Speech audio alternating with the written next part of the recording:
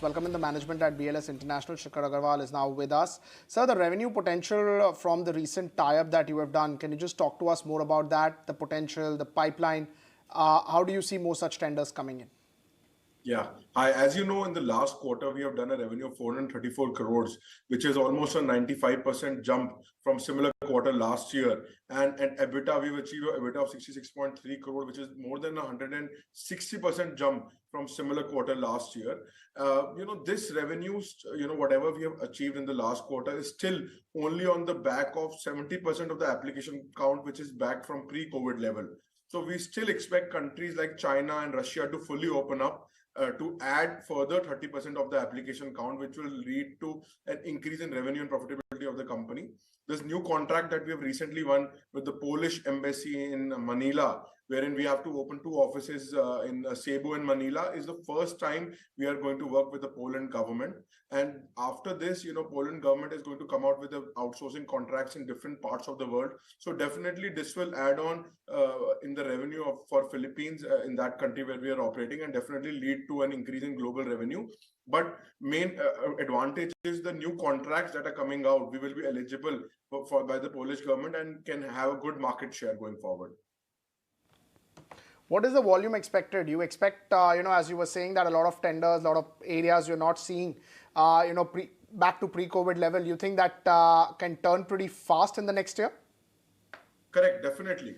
If you see a lot of countries which are fully opened up are already back to pre-COVID level. In fact, they are we are doing more application than pre-COVID level in some countries, but we've already been given mandate by the government to open up our operations in China to expand our reach again to pre-COVID levels. So definitely we expect numbers to again come in from next year itself.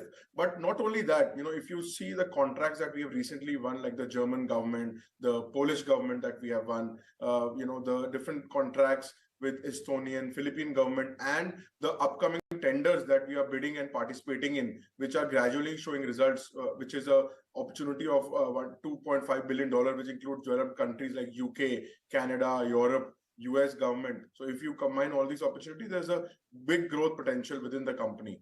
On top of that, if you see the cash on the books, we are also looking and also in the finalization of some acquisition opportunities.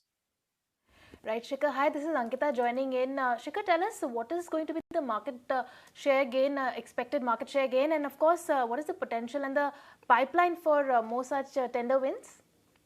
Correct. So, Ankita, as we stand, our market share is currently 12 to 15% globally. And, definitely our market share with these new wins that we have won in the last 1 year is poised to increase as in when those applications start coming and we roll out the full contracts.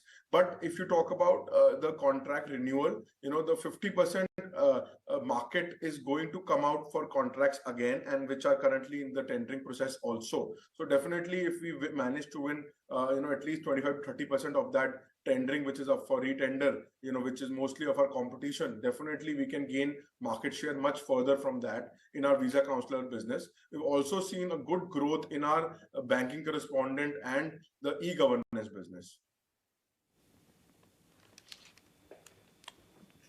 All right, sir. Thank you so much, sir, for taking out time for us and telling us about what's the way ahead as far as new contracts and winning of volume is concerned.